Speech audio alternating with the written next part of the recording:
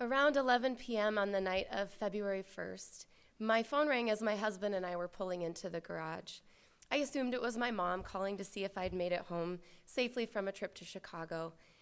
Instead, her voice was panicky and tearful on the phone as she explained that my dad had had a late client at his tax office 30 miles from their home, and that he had been incoherent on the phone when she called him to check in. The police had found him at his office and were taking him to the hospital as we spoke. My dad was life-flighted to Iowa City. Scans over the following hours revealed a massive brain injury from a trauma to the head, probably from a fall on the ice outside his office that night. No one used the word coma, but that's what it was. He was unresponsive except to pain. When medication was no longer enough to keep the swelling down in his brain, they operated to remove part of his skull. We watched monitors for signs that he was still alive, that something was happening inside of him. The ICU doctor sat down with my mom and me the first day. He warned us that the brain damage was severe enough that even if my dad lived, he would likely never be the same again. Might never work, might have to live in a nursing home, might have permanent personality changes. If my dad lived through this first critical period, we still had months, maybe years of recovery ahead. A marathon, the doctor said, not a sprint.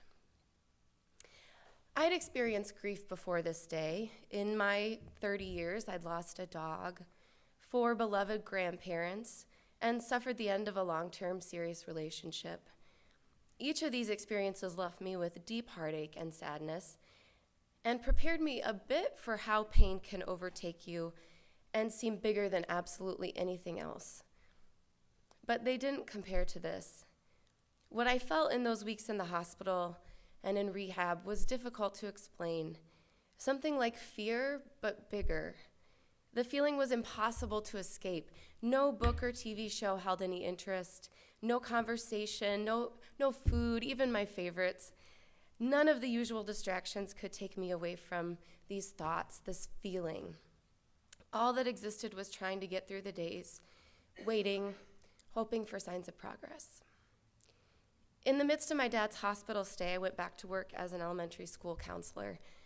On my commute that first day back, I cried in the car and wondered, how will I have the energy and focus and presence to teach and counsel my students? I wiped my eyes in the car and walked inside to see my coworkers bustling around the halls, preparing for the day. I felt disoriented within the normal routine. How could everything appear so normal? How could this little world of school exist in the same universe as the one where my dad was lying unresponsive in a hospital bed? My dad, who taught all his nieces and nephews to sing a song he made up about himself called Jim is Great. Who designed and created elaborate scavenger hunts and parade floats, who took calls from his clients at 3 a.m. about their taxes just because he liked doing taxes that much. I felt like shouting at everyone, can't you see that everything has changed? That nothing will ever be the same again? As I walked out to the hall for my morning bus duty, I felt so broken, and I wondered what would prevent me from just melting into a worthless puddle on the floor. Then the first kindergartner walked in, a little guy who'd been struggling with some big changes in his own life over the past couple months. As he walked in, he ran over to me and shouted, while kicking his foot in the air like a ninja, "Mrs. Anderson, I got new shoes!" I knelt down beside him for a better look, took a deep breath, smiled, and said, "Those are awesome." If he could keep coming to school and trying, then I needed to do the same. I made it through the first day back and the next by trying to pay attention to the kids and all their feelings and experiences, big or small. Over the past 2.5 months, my dad has made progress, moving out of ICU as he regained some awareness, then to rehab, and finally home. He's physically doing well and is able to communicate, and many times seems very much like the person that I've always known. But he's not the same, and we're continually told that he might never be. Each new leg of recovery has presented its own challenges. Life has plucked us again and again from what's grown comfortable, even for a few days, and set us over and over in a new landscape to navigate. I was struck by the words in our meditation today about trying to balance burdens that you cannot and would not put down. This new life, the one that I'm living now, is not easy or comfortable, and is certainly not what I would have chosen. But it's also not something I can or want to turn away from. My mind is crowded with the words of so many great thinkers, Mary Oliver and Rilke and Frankl, who have shared that even in the midst of great difficulty, we get some choice over what we pay attention to and how we act. So, as Mary Oliver said, I went practicing. Have you noticed? Here's how I'm living now. I call my mom and my sister more.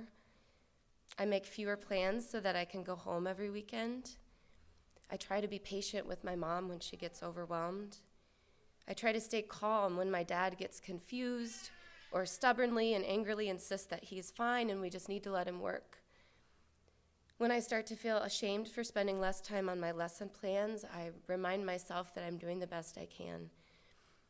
And I try to notice my gratitude for acts of caring, like when my husband Dana patiently listens to me, and when a certain friend asks, as she always does, not just, "How's your dad?"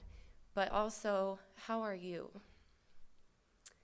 I'm trying to live in a way that will allow me to one day look back and believe that I walked through these difficult days with courage and commitment to the things I most value.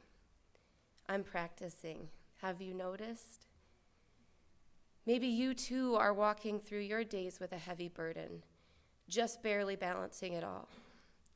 We're practicing, you and I believe that's the best we can do.